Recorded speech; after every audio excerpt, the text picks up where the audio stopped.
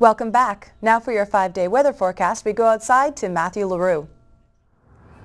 It's another warm one outside today in the Humber Arboretum. It's bright and sunny and 22 degrees, and the temperatures are only going to get better as this weekend gets going. Tomorrow, it's going to warm up to 24 with a low of 14. Now let's take a look at your 5-day forecast. On Sunday, temperatures are going to shoot up to 25 degrees, and with the humidity, it'll feel more like 30. You'll want to leave your sweater behind if you're headed to a pumpkin patch. On Monday, it'll stay clear with a high of 24 and a low of 14 degrees. But the clouds could start to creep back on Tuesday.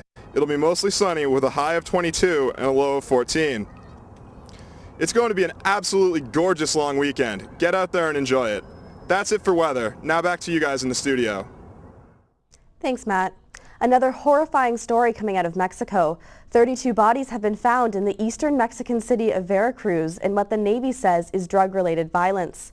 A spokesman says the bodies were found in homes in 3 different parts of the city.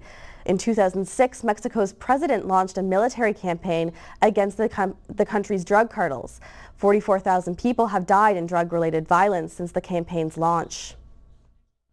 The Nobel Peace Prize has been awarded to 3 African women for their contributions to women's rights. The $1.5 million prize will be split 3 ways between Liberian President Ellen Johnson Sirleaf, women's rights activist Lema Bowie, and democracy activist Tawakkol Carmen.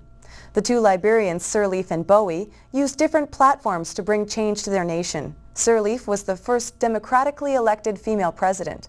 Bowie made it her mission to denounce armed rapists. This is the first time an Arab woman has won a Nobel Prize. Trouble is brewing in the Pacific Ocean as Tropical Storm Irwin was upgraded to a hurricane this morning. The National Hurricane Center in Miami reported winds of up to 130 kilometers per hour, 1,400 kilometers southwest of the tip of Baja California. A Dutch scientist has made a discovery that may help detect Alzheimer's in women. The study took place over 10 years and shows that women who developed Alzheimer's had 60% higher levels of a pregnancy protein. The protein is also found in men. The report says the protein levels increase 4 years before developing signs of memory loss. It's the largest compensation award in Montreal history and one of the largest in Canada. The Roman Catholic Church in Montreal is paying a group of sex abuse victims $18 million. The church is also issuing a formal apology to the victims. The abuse happened at 3 different Quebec schools between 1950 and 2001. The victims had been preparing to take legal action against the congregation. Compensation is ranging from $10,000 to $250,000. And now with your sports news, here's Sarah Cresswell.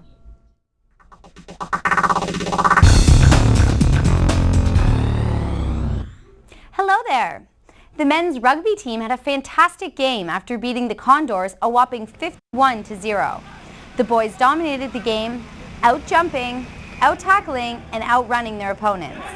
The Condors tried to the bitter end, but could not penetrate the Hawks' superior defense. They play Seneca on the 13th. The women's rugby team beat the Condors 44-5, making their record 3-0. Their next game will be against Humber College on Saturday.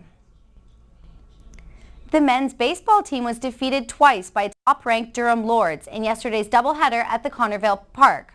The team is headed to Windsor to play against the University tomorrow.